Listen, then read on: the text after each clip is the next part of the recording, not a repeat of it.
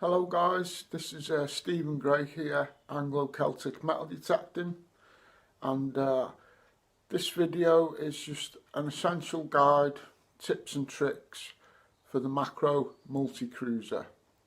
Very capable machine, and essentially today we'll just be looking at the free tones and some audio options, and stay tuned for more informative videos. Okay guys. Straight away it comes on, it's highlighted there so you know you're in the modes, it's already in free tone. It's going to the settings, just push settings, put your gain up. On free tone, if you're below 90, it's really fast for trashy areas, and if you go above 90, the recovery drops a bit and then you punch more deep. Put it on 92 then, Sid, again. Yeah, so you're going deeper. Clean. About 94. Disc free, tone break, then you've got your notch 4, then you've got the ferrous, I have that iron too. It's just the tones of the iron. Okay. Tone break, at the minute in the standard it says a 15, but from 5 and upwards a good target, so you're losing all them targets. So tone break yeah, you want that down to be 5. Okay. And tones, these are all different tones. So 15 is the lowest, that's your iron tone. Push select, that goes into your next tone. If you don't change this, the iron tone and this tone, the gold and non-ferrous tone, there's not much in it. Okay. So it don't stand out. So I've put the second one up to 50 and it jumps out at you then when you're in amongst iron. Cool. And the next one's 70. So select again. Because these are the free tones. Yeah, that's the 3 different tones that is. All set at different rates. Just so it jumps out for you more. Then we go down to ISAT, leave that at 1. And that's all your settings. If you go over to options, check your frequency.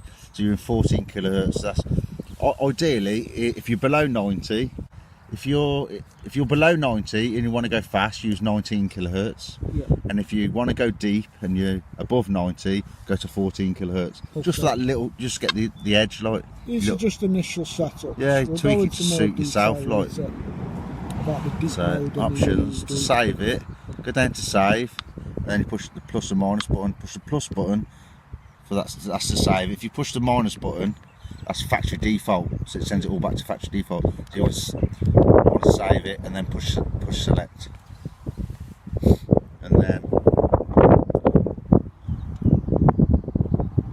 should be done now. And then obviously before you start, check the area, make sure there's no iron in the grain. Push the bottom right button there and do your grain balance. Yeah. That's it. Thank you, Sid. No problems. Okay, so here we've got a solid mid-tone in the 20s. See what this one is, just as an example. Up to now I'm loving the cruiser. And this mid-tone in the 20s, this pewter by the looks of it. Oh yeah, very nice patterned tom back button. Unusual, I've never seen that type of just line pattern on a tom back. That gives you an idea what the signal was like on that. It wasn't very deep. This is the field where the only hammered coin has come up on Phil's farm, and I got that the other week, that lovely half goat with the Racer 2. Got a signal here that I'm pretty sure is iron, but I just want to show you the view of it so you get an idea.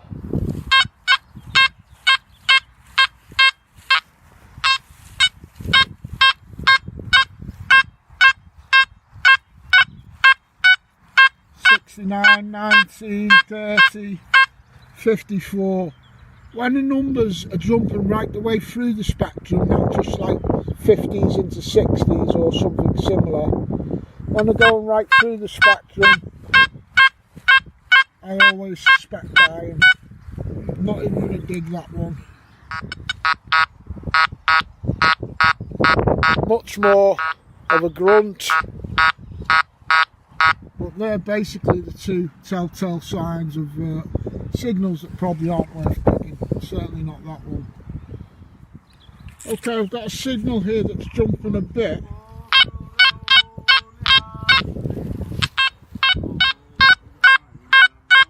But it's just a bit more stable than that last one. Still jumpy. Could be rubbish, could be iron. But it's just jumping a little bit less through the number spectrum. So I'm going to see what this one is. Well, I'm really glad I dug this because it really explains something about how to use this machine.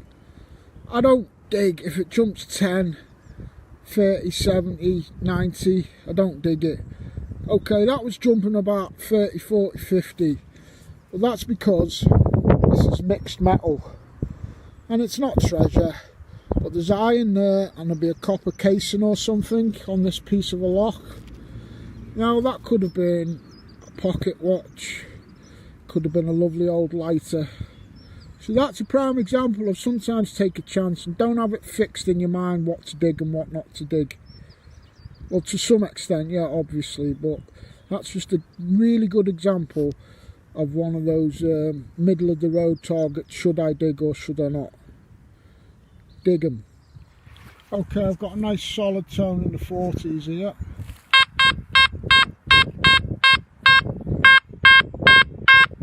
I never use pinpointer. That's enough for me. I know exactly where to dig with that. It's a big piece of lead. The lead, depending on how big it is coming in about 15. That's 40 odd. All depends on the sizes of these objects as well, not just the metallic makeup. I've only got about 3.5 hours here today on the macro cruiser. Main thing is just to get you those initial three-tone setups and just show you a bit of audio response and stuff, but we'll see if we can pull anything nice up while I'm here for 3.5 hours. Okay, this rang in a high tone, nice high tone in the 70s. It's an old copper halfpence by the looks of it from about the 1700s, completely blank.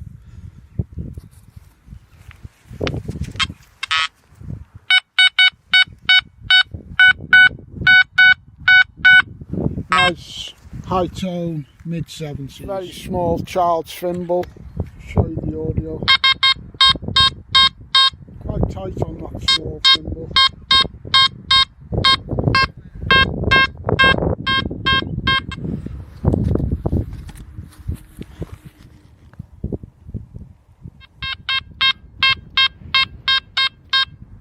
Very tight little audio tone, little dotty, you know, on a dot. Nice, solid 50s.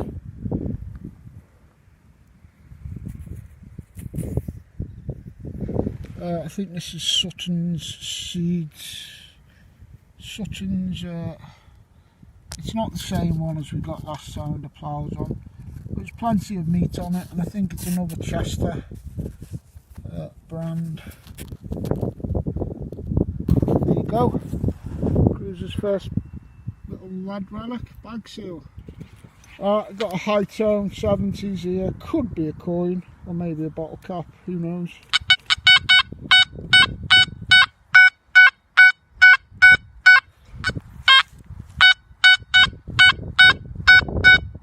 Let's have a go at that one, innit?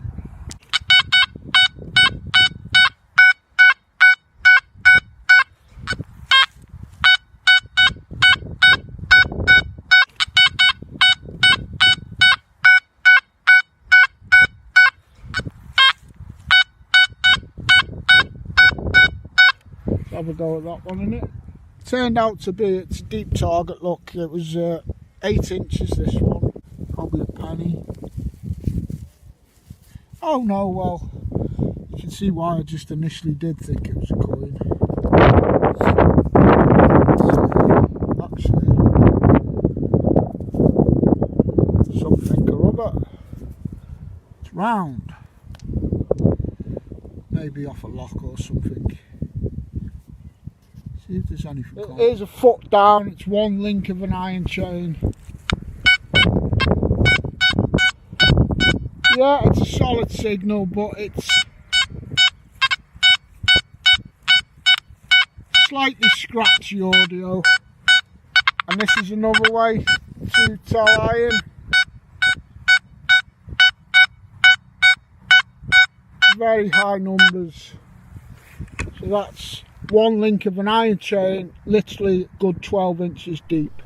Okay guys, about 25 foot in front of that tree, last week I found hammered with my Racer 2. We've only got 3 hours today with the cruiser, but just here we've worked out pretty much exactly the same hammered for Sid.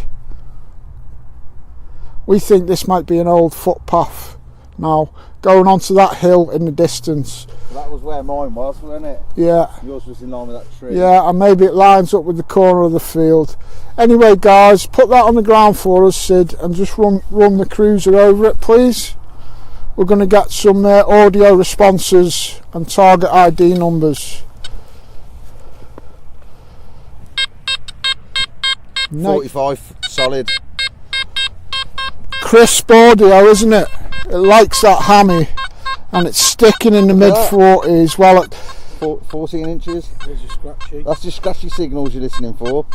That's what you should dig if you want a deep hammered. Worst, you know, that's the worst it's getting, like scratchy signal. But anything that's like, normally a hammer's coming in at 6 to 10 inches.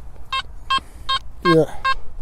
But when you're fairly close, within 6 inches, it's solid mid 40s, and it's a great audio. Banging. Cheers, Sid. Well, from the excitement of Sid's hammy to what I think might be the cruiser's first bit of silver for me. Unfortunately, it's only scrap, but it's certainly got that silver look about it. Fairly old silver. There's no weight to it because it's only really thin. Would have been part of a decoration off, who knows, walking stick or anything really. But anyway, it's a start. Like I say, I've only got 3.5 hours here today to do this initial cruiser field test. Just a few tips and tricks up with the audio and those free-tone settings. Unfortunately, I've got to go to work in an hour and load some trucks. But I'm going to get back out on Sunday and try it in 2 tones for you. So I'll blast it for another hour, see if we get any more. Just show the viewers the external battery pack. I'm sure a lot of you have already seen it anyway if you're interested in this machine. 4 AA batteries slot in there, and it's a waterproof holder. Don't make the mistake I did last week when I was rushing to get out for the first time. I just bolted it on, didn't have any batteries, plugged it in to the machine there, went to go out the door an hour later, and I thought my cruiser was broke because it wouldn't switch on. Well, what it was doing, this battery pack overrides the machine's internal battery, so it was basically just picking up an empty external battery pack and wouldn't switch on. So that was my first attempt at getting out of the cruiser. So just don't make the same mistake. If you've got your battery pack plugged in, it needs to have juice in the batteries. Okay, brilliant feature though. Extra battery pack. And another great feature about this, I think it just adds that little tiny bit more better balance to the whole machine. Okay, so these are the results of 3 hours with the cruiser first time out. That's a little type of old relic on the right there, not sure what it is yet. It's my only coin, blank halfpence. Button, that I believe is a little tiny catch plate off a padlock. Got my bag seal, buckle, got a couple of padlocks, possibly a coin there, blank. But I'm really impressed with the macro racer. I'm really impressed with the macro cruiser. I know I'll get really good results with this machine. Just need a bit of time in the fields, that's all. Thanks for watching guys, and best of luck and happy hunting.